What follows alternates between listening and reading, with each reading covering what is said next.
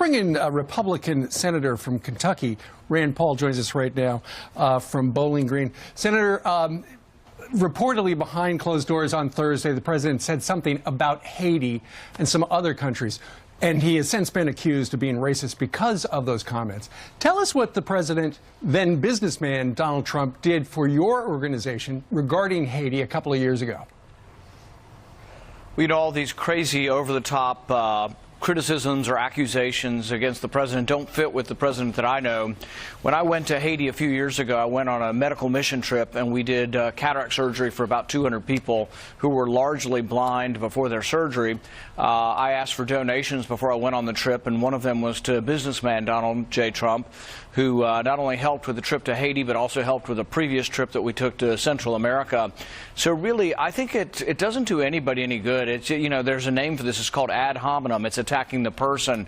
And so nobody wants to be called a racist. Yesterday, because I mentioned these medical mission trips on a Sunday morning program, Twitter was filled with hatred towards me, wishing me violence. I'll bet you I read 24 tweets wishing me violence. I read a half a dozen, maybe couple dozen more calling me a racist. And so it really doesn't make the dialogue any better in our country. In fact, you know, I think it makes it more likely for there to be violence out there if we're talking about how we hate each other when, in fact, it's not really true. Senator, a couple of things I think are significant. Number one, just ironic. The reason why people thought Donald Trump would be such a strong presidential candidate is because so many minorities, he rated so high with minorities, especially African Americans, when he was in the private sector and when he was host of The Apprentice. That seemed to have switched when he came out and officially became a Republican.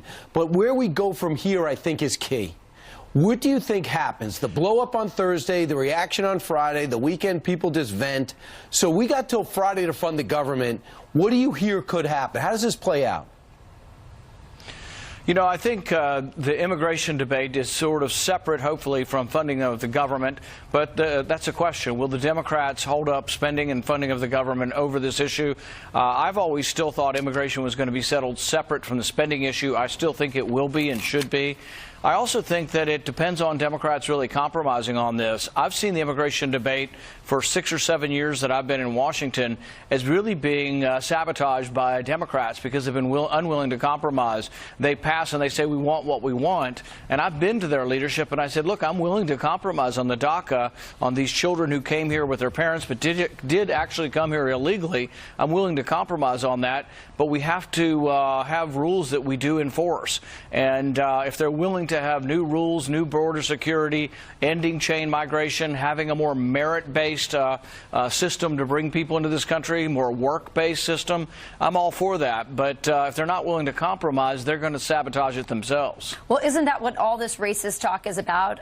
Not coming to a deal, grandstanding, politicizing, racializing the issues so that they don't get a deal. Because if you really wanted one, the framework was set up in that meeting last week on Tuesday that was televised.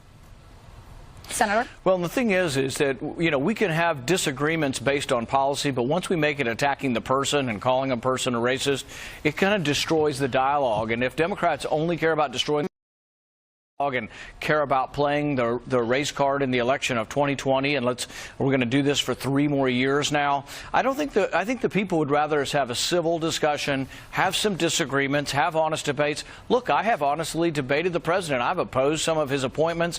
I've opposed overreach on FISA and other intelligence, and so I have honest disagreements with the president. But I think calling him names and letting it degenerate to the schoolyard stuff doesn't do anybody any good.